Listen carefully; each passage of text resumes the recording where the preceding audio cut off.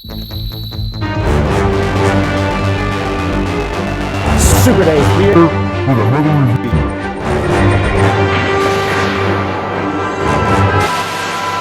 Yes! Yes! Give me your power! Today, as Thundercats and Masters of the Universe figures come together to view a special character that's actually supposed to be a Silverhawks action figure. You see Monstar's logo there, and then the Silverhawk logo on the rear of the box embossed here, the slipcover. But this action figure is actually Windhammer. I'm just so inclined to make him a good guy. Kind of, I guess, an episode of figures and playsets and accessories that go well with Motu, or in this case, Silverhawks / Thundercats. Because yes, I want to make this guy right here, Windhammer, who to me just looks like he fits in the Motu universe, even the Thundercats. And of course, we'll go with the Silverhawks as well. But I want to make him a part of my Masters of the Universe world and multiverse. And there he is, that shimmering artwork on the back. And there is his bio, his official bio, if you would like to pause and read that now. But that's right, we are going to make this Windhammer a good guy. Hey, it's my channel, it's my prerogative. But of course, that's his real bio you just read. But I'm looking forward to putting him alongside of these other action figures. And instead of serving Monstar, he's going to help Lionos. He's going to help Quicksilver. He's going to help Steel Wheel and He-Man and Bluegrass and the likes of all these other heroes. We have Man-at-Arms. We have Many-Faces. Just all forms of friends coming out to greet Windhammer. And here is our Windhammer with his tuning fork weapon. And we're going to first look at all of his accessories. And first, looking at our Windhammer's hands, he comes with a set of horizontally hinged, balled up fisted hands. He comes with a set of pointer finger hands for the left and right, horizontally hinged. He comes with a set of gripping hands that are horizontally hinged. And he comes with a gesturing hand, a left and a right. One of them is over here. And then a vertically hinged weapon holding hand. So one is here and one is holding his tuning fork equipped over here. He comes with two head sculpts. He comes with his calm face head sculpt with that long flowing blonde hair down his back there. And then he comes with a second head sculpt, which is more of an action head with his mouth open, a more action expression with that hair whooshing to his left and windblown look there going on, action head, which is really cool. And then of course his main weapon is his tuning fork, and that tuning fork comes with some accessories to enhance that. First of all, a whooshing looking piece here that is translucent plastic, as well as an electrical charge looking piece that is translucent plastic.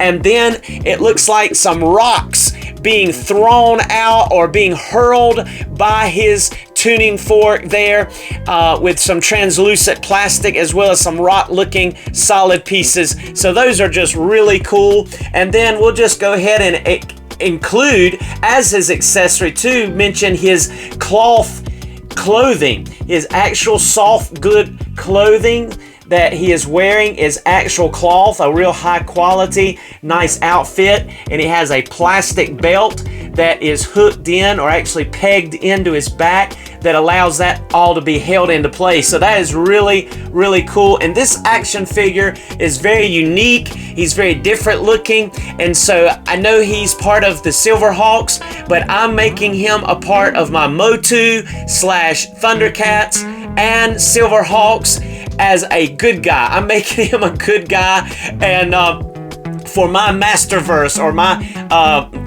multiverse, if you will, and because I really love pairing He-Man and Thundercats. And of course Thundercats and Silverhawks kind of have a history together anyway, but yeah, Windhammer is going to be a good guy in my Masterverse. I like him, and I just think he's cool. He just looks the part to me. He's dressed more like a Eternian, so he's going to be, an Eternian who is part of the friends or allies of these here that are gathered here today. So that is just cool. That's my imagination. But of course, if you're familiar with Windhammer, you'll still enjoy this review. He is part technically of Monstar's villainous horde or minions, and he is a part of his group and is a bad guy. But there again, to each their own. So now let's go ahead and look at our Windhammer's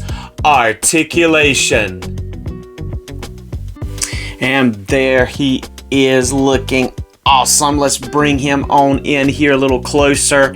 You can see that tuning fork effect there whooshing by, and that is so cool. It just pegs right on to the end of that tuning fork. This is a nice solid piece of plastic, so it's so sturdy, and these just pop right on the end. We'll go ahead and look at the lightning effect as well here, and again it just pegs right into the top there, and it can go either way, kind of going up or downward. So that is so cool to attack. That is so neat, the lightning effect there. And then also this one is so cool looking. Just check this out. This one is really thick and heavy, but it slides right on there, and he's just thick enough and strong enough he can hold it. There we go. You can see that arm is sinking a little bit because of the weight of that one. That one is heavier, but you'll be able to compensate and kind of maneuver to make up the difference there. But that is just so cool. Just look at that effect piece. That is neat as it's coming at us there. Just really cool looking. Sending those rocks flying. That is really just a neat effect piece. All three of those are. So we're going to go ahead and take those off there and bring in our Windhammer. And I first equipped this head because I want to show you primarily that this head is going to have a little bit more ability. He's going to be able to look up about that much. He's going to be able to look down just slightly there. He's going to be able to get some head pivoting there, and of course be able to look somewhat to the left and right before it hits the shoulders with that headpiece. Now the other headpiece is much more limited, being that it has this hard hair piece that goes all the way down. There's just so much detail and turns and twists and fibers and layers that's going on there, and the shading, which is really neat, but you're not really going to be able to look up more than the actual static pose there. Look down only slightly. It's going to be able to look down just a little bit, and then still gets a little bit of head pivot, but everything's just a little stiffer on this guy just because of the way this hair is, and he's not even going to be able to turn left to right much for that hard hair hits his shoulders.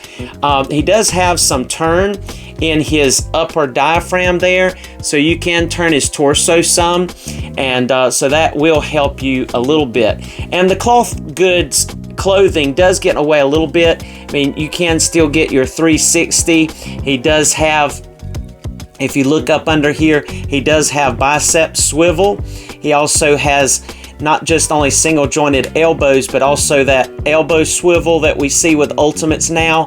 And of course, like I said, he swivels and hinges horizontally with his left hand here, and the one that I equipped over here, he has swivel and hinge vertically for that that tuning fork weapon that he has. So that's really cool.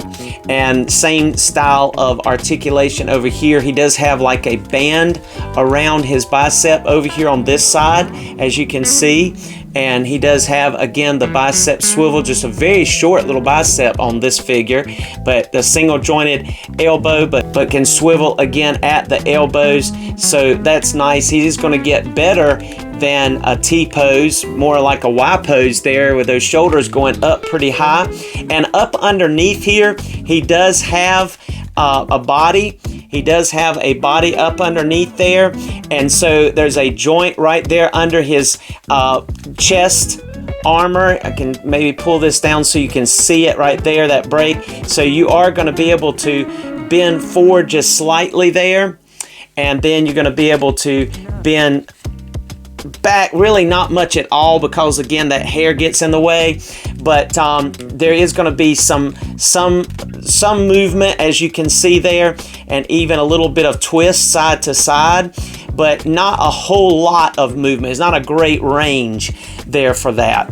All right, moving on to his legs, you can see that he has similar T-style jointing here in the legs and hip area like we've seen in most Ultimates, which allows him to get full splits. He's got the built-in ball socket that allows him to get thigh rotation there. He also has a good ability to kick forward really well. He has single jointed knees, but still gets almost 90 and has the rotation at the knee like we've been seeing in Ultimates. He has the ability to go full tiptoes with that foot, as well as go up just about all the way. Look at those big toes and claws, and also has amazing rockers. That forward facing pin, it limits not at all when it comes to being able to get that. So he's going to be able to get a good stride with those legs, and even be able to sit down well. If he was to ride in a vehicle, or like the Wind Raider with He-Man, or even the Thunder Tank, you could get him in there. So that's cool if you were crossing over these figures like I'm planning to do. I really like this belt. That's a really neat touch. And as you see here, and I'll go ahead and pop this head off and show you, it's pegged in right here. But not only does it peg in right there in the belt, but this piece actually pegs in to the body. And you can see the hole there, right there through the cloth and into the body. It pegs there, and I'll lift this up so you can see it. It pegs right into the body, so that holds everything nicely together so nothing moves around or shifts around, because I could see that belt really being a pain if they had not designed it that way. And this is velcroed all the way up, so you could remove that soft goods clothing, which again, to me, that tattering looking, leather looking clothing that he wears just reminds me of someone on Eternia, that kind of, I guess, mythos time period, if you will. But I'm going to go ahead and pop back on my favorite head is the windblown look here, because we're about to do some comparisons. And here is Windhammer next to our Storm Collectibles Gilius from the Golden Axe line, as well as Marvel Legends Build-A-Figure Rintara. Both of these I put alongside of my Masterverse figures, Motu figures, and love using them in my mythos of Motu Classics or Masterverse. And I think he fits right in with these. He looks good. He's definitely around the, a little shorter than Rintara and a little taller than Gilius here. Gilius Thunderhead. So that's cool. And here's Windhammer showing Man-at-Arms his tuning fork. Man-at-Arms is very interested in the magic that is behind this tuning fork and how it's able to be used. And so he's trying to explain it to him. And there is our 40th anniversary He-Man, which this is actually part of the San Diego Comic-Con exclusive 2-pack of He-Man. and Skeletor with the metal weapons, but he is my favorite He-Man thus far in my collection. And that's saying a lot because I like a lot of them. But you can see how he looks next to Windhammer. They just fit right in here, and I think he just looks so good with the Masterverse figures. I just love it. Love how he looks here with these, looking cool. And you know, him standing there explaining the Man-at-Arms how his tuning fork works and how it's magical. Just goes along again with that mythos of the Motu world.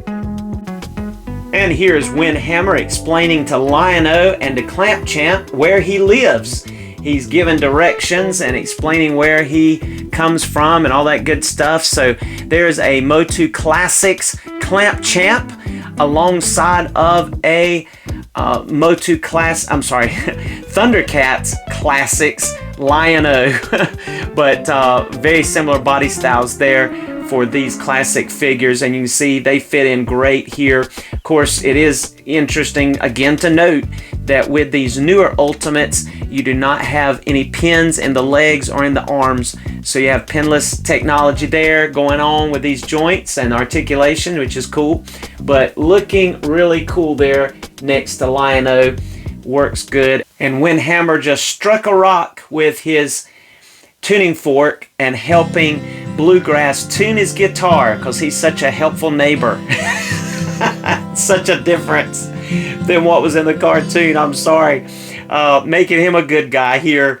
But Windhammer is standing right alongside of Steel Wheel and Bluegrass. Bluegrass is strumming, trying to get his guitar there in tune, and Spitfire there, and they are just getting ready to go at it. And it just happens that Windhammer just happens to be a perfect pitch and knows how to strike up a chord and tune a guitar and help him with his tuning fork weapon, which is magic weapon, also handy to tune a guitar or any instrument. So that is so cool. There they are next to each other. And I apologize, when I did my Steel Wheel review, I did call his bird the wrong name. That's Stronghold, not whatever I called it. I had looked it up on Wikipedia or site, and it had the wrong name there. But that is Stronghold, his bird. Someone corrected me in comments, and I appreciate that. But there we go. That is a look at Windhammer. Thank you so much for joining us for this Super Dave review. It's been fun taking a look at this unique action figure alongside of all this mix of, you know, multiverse type figures here. And it was just fun to me to you know, change him up and to look at him. We'll definitely look at him alongside of Monstar in our next review, the version of him as a villain before he transforms. And we'll take a look at Windhammer next to him, of course, in a different scene, more of a bad guy scene. But just for today, we were just having fun with Windhammer. So thank you for joining us. Come back and see us for another review. If you've enjoyed this, give us a like. It helps push this video to others and share it around. Also, please comment if you would like to share or say something. And then also subscribe if you haven't done so yet, and come back and see us. Here's some photos in the photo gallery. Be blessed.